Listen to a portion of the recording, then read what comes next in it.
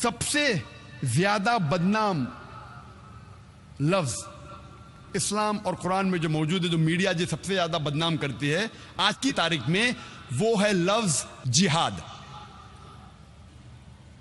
اور میڈیا ایسا پیش کرتی ہے کہ جہاد کی معنی کیا ہے. میڈیا کہتی ہے کہ جہاد مطلب کوئی بھی مسلمان جب جنگ کرتا ہے کوئی بھی وجہ سے، چاہے اپنی ذاتی وجہ ہو، چاہے پیسے کے لیے ہو، چاہے پاور کے لیے ہو، چاہے طاقت کے لیے ہو، چاہے علاقے کے لیے ہو، کوئی بھی وجہ سے اگر مسلمان لڑتا ہے اسے کہتے ہیں جہاد. اور یہ غلط فہمی صرف غیر مسلمانوں میں نہیں، کئی مسلمانوں میں بھی ہے. میڈیا اسے اتنا عام کر چکا ہے کہ غیر مسلمان تو چھوڑو، آج کل اکثر مسلمان بھی سمجھنے لگے ہیں کہ اگر کوئی مسلم لڑتا ہے کوئی بھی وجہ سے، چاہے ذاتی وجہ ہو، چاہے پیسے کے لیے ہو، چاہے پاور کے لیے ہو، چاہے علاقے کے لیے ہو، اسے کہتے ہیں جہاد. جہاد کی یہ معنی بالکل نہیں ہے.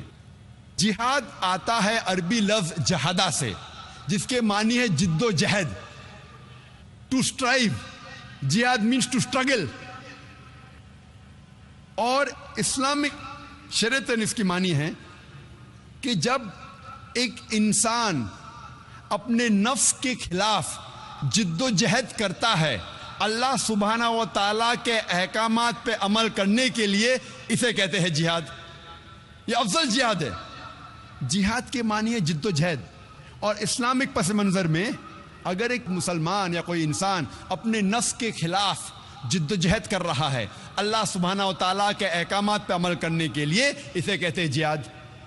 اگر ایک انسان جد و جہد کر رہا ہے معاشرے کو سدھارنے کے لیے، اسے کہتے ہیں جہاد. اگر ایک انسان میدان جنگ میں ظلم کے خلاف جد و جہد کر رہا ہے، اسے کہتے ہیں جہاد. اگر ایک انسان حق کے لیے اپنی جان بچانے کے لیے میدان جنگ میں ان سیلف ڈیفنس اگر جد و جہد کرتا ہے، اسے کہتے ہیں جہاد. جہاد کی معنی ہے جد و جہد. It means to strive and struggle. جد و جہد کرنا. عام طور پہ اگر ایک طالب علم، ایک اسٹوڈنٹ ایگزامینیشن میں پاس ہونے کے لیے جد و جہد کر رہا ہے، اسے بھی کہتے ہیں جہاد. یہ عام جہاد ہے. جو پہلے 4 معنی میں نے کہا وہ جہاد فی سبیل اللہ، اللہ کے راہ میں جہاد کرنا. جہاد کئی قسم کے ہیں. جد و جہد کرنے کو کہتے ہیں جہاد، لیکن اللہ کے احکامات پہ عمل کرنے کو کہتے ہیں جہاد فی سبیل اللہ. میڈیا اکثر جہاد کا ترجمہ کرتی انگریزی میں ہولی وار، پاک جنگ. جب ہم ہولی وار کو عربی میں ترجمہ کرتے ہیں پاک جنگ، عربی میں سے کہیں گے حرب مقدسہ. آپ ساری آیت قرآن مجید کے پڑھیے، ساری حدیث پڑھیے، کدھر بھی قرآن یا صحیح حدیث میں نہیں لکھا ہے حرب مقدسہ، پاک جنگ، ہولی وار. یہ میڈیا کہتی ہے جہاد کے معنی ہولی وار.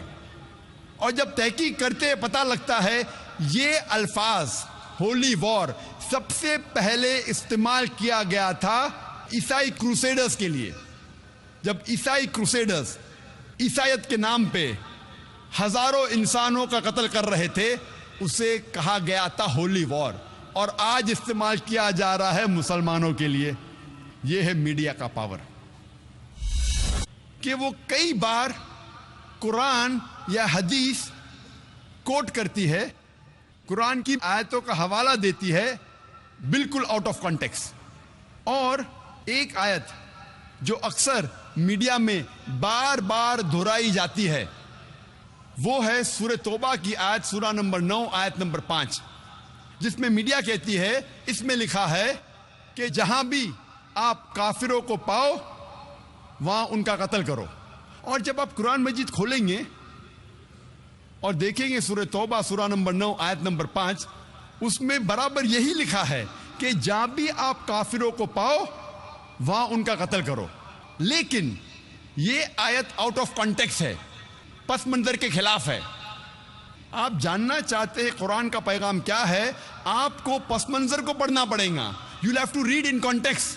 اور جب کانٹیکسٹ پڑھتے ہیں سورہ توبہ سورہ نمبر 9 آیت نمبر 1 سے پڑھتے ہیں، ہمیں پتہ لگتا ہے کہ ایک صلح تھی مسلمان اور مکہ کے مشرکین کے بیچ، اور یہ صلح ایک طرفہ مکہ کے مشرکین نے توڑ دی تھی۔ تو اللہ سبحانہ و تعالی سورہ توبہ سورہ نمبر 9 آیت نمبر 5 میں انہیں چیتونی دیتے ہیں، انہیں وارننگ دیتے ہیں، مکہ کے مشرکین کو خبردار کرتے ہیں اور کہتے ہیں آپ کے پاس 4 مہینے کا وقت ہے، آپ سدھر جاؤ ورنہ اعلان جنگ۔ اور جنگ کے میدان میں اللہ سبحانہ و تعالیٰ فرماتے ہیں اور مسلمانوں سے کہتے ہیں جب بھی دشمن، جب بھی کافر میدان جنگ میں آئے تو جہاں بھی آپ کافروں کو پاؤ وہاں ان کا قتل کرو۔ یہ آیت میدان جنگ میں ہے، آپ پس منظر دیکھیں گے تو یہ آیت میدان جنگ میں اللہ سبحانہ و تعالیٰ فرماتے ہیں جب بھی دشمن میدان جنگ میں آپ کے ساتھ لڑنے آئے، جو ایمان نہیں رکھتے، جو کافر ہے، آپ ڈرو مت، ان کے ساتھ ڈٹ کے مقابلہ کرو۔ اور عام طور پہ آپ جب بھی دیکھو کوئی بھی آرمی جنرل، مثال کے طور پہ ایک جنگ اگر ہو رہی تھی امریکہ یو ایس اے اور ویتنام کے بیچ، but natural army general of U S A یہ کہیں گا اپنے سپاہی سے جنگ کے میدان میں، وہ یہ نہیں کہیں گا ڈر جاؤ اور بھاگ جاؤ، وہ یہ کہیں گا کہ جب بھی ویتنامیز، جب بھی دشمن آئے آپ ڈرو مت، آپ ان کا قتل کرو۔ عام طور پہ کوئی بھی سپاہ سالار، کوئی بھی آرمی جنرل اپنے سپاہی کی ہمت افزائی کرنے کے لیے جنگ کے میدان میں یہی کہیں گا کہ ڈرو مت، اب لڑو، جہاں بھی دشمن کو پاؤ آپ ان کا قتل کرو۔ تو وہی تو قرآن مجید میں اللہ سبحانہ تعالیٰ فرماتے، لیکن کئی بار دشمن اسلام آؤٹ آف کانٹیکسٹ کوٹ کرتے ہیں، اور انٹرنیشنل میڈیا کے علاوہ ہندوستان میں بھی کئی دشمن اسلام ہیں، اور ایک بہت فیمس رائٹر، لیکھک جو اسلام کے خلاف لکھتا ہے، اس کا نام ہے ارون شوری، وہ یہی آیت کا حوالہ دیتا ہے اپنی کتاب ورلڈ آف فتواز میں، اور کہتا ہے قرآن میں لکھا ہے سورہ توبہ سورہ نمبر 9 آیت نمبر 5 میں، جہاں بھی کافروں کو آپ پاؤ، بریکٹس میں وہ کہنا چاہتا ہے ہندو، جہاں بھی آپ کافروں کو پاؤ وہاں ان کا قتل کرو۔ میں پوچھتا ہوں کہ اتنے ہندو یہاں رہ رہے ہیں، کیا عام طور پہ مسلمان ہندو کا قتل کرتا ہے؟ اور ورس نمبر 5 کے بعد ارون شوری چھلانگ مارتا ہے ورس نمبر 7 پہ۔ کیوں؟ کیونکہ ورس نمبر 6 میں اس کی بیماری کا علاج ہے۔ ورس نمبر 6 میں کوئی بھی انسان جس کے پاس تھوڑا بھی عقل ہے وہ فوراً پہچان لے گا کہ اس میں کچھ گڑبڑ ہے، کیونکہ ورس نمبر 6 میں اس کی بیماری کا علاج ہے۔ ورس نمبر 6 سورہ توبہ سورہ نمبر 9 آیت نمبر 6 میں اللہ تعالیٰ فرماتے کہ اگر مشرک، اگر کافر، اگر آپ کے دشمن امن چاہتے ہیں تو انہیں صرف چھوڑ مت دو، لیکن ان کو حفاظت کے ساتھ ایسی جگہ پہ لے جاؤ جہاں وہ محفوظ ہے۔ escort them to a place of security۔ دشمن کو صرف چھوڑو مت، ان کے ساتھ جاؤ اور ایسی جگہ پہ انہیں چھوڑ آؤ جہاں وہ محفوظ ہے۔ آج کے تاریخ میں کتنا بھی دیالو سپاہ سالار، اگر دشمن امن چاہتا ہے کہیں گا اپنے سپاہی سے چھوڑ دو، بٹ کوئی سپاہ سالار یہ نہیں کہیں گا کہ اس کو اسکارٹ کرو، اس کو حفاظت کے ساتھ ایسی جگہ پہ لے جاؤ جہاں وہ محفوظ ہے۔ اور قرآن میں اللہ تعالیٰ یہی فرماتے ہیں کہ اگر دشمن، اگر کافر، اگر مشرک صلح چاہتے ہیں، امن چاہتے ہیں، تو انہیں حفاظت کے ساتھ ایسی جگہ لے جاؤ جہاں وہ محفوظ ہے۔ اور اکثر جب بھی قرآن میں آپ پڑھیں گے جہاں جنگ کے میدان میں لڑائی کے بارے میں لکھا ہے اور کہا گیا ہے کہ جب دشمن آتے ان کے اوپر حملہ کرو، اس کے فوراً بعد اکثر، چاہے سورہ انفال ہو، سورہ توبہ ہو، آپ قرآن میں اکثر اس کے بعد لکھا ہے کہ امن بہتر ہے، کیونکہ اسلام ایک ایسا مذہب ہے جو امن پسند مذہب ہے. امن ہمیشہ بہتر ہے. تو میڈیا اکثر آؤٹ آف کانٹیکسٹ حوالہ دیتی ہے اور اسلام کو بدنام کرتی ہے. پہلے نان مسلم ہوں. میرا نام راج کمار ہے جی. میں ایک چھوٹا سا ویاپار کرتا ہوں.